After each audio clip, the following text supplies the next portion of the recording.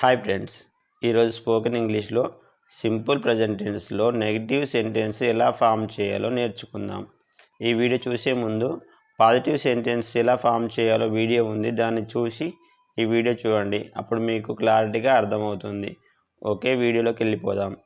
ఇక్కడ formula number 1, subject plus don't plus V1 plus object లేదా extra words.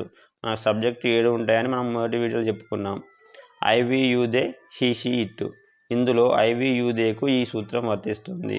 For example, I don't eat, we don't eat, you don't eat, they don't eat. మనకు eat అంటే తినడం అని తెలుసు.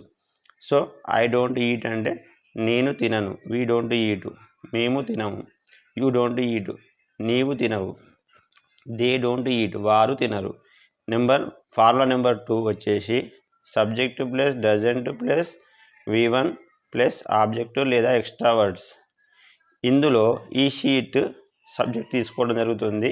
For example, he doesn't eat అతను తినడు, she doesn't eat ఆమె తినదు, ఇట్ డజంట్ ఈట్ అది తినదు. ఈడ మీరు వర్బ్ మార్చుకుంటూ కొన్ని వేల వాక్యాలు తయారు చేయవచ్చు.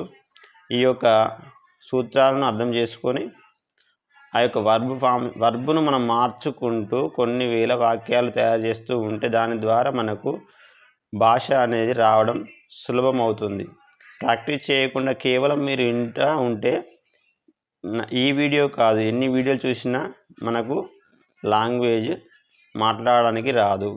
కాబట్టి ఈ విషయాన్ని గమనించగలరు.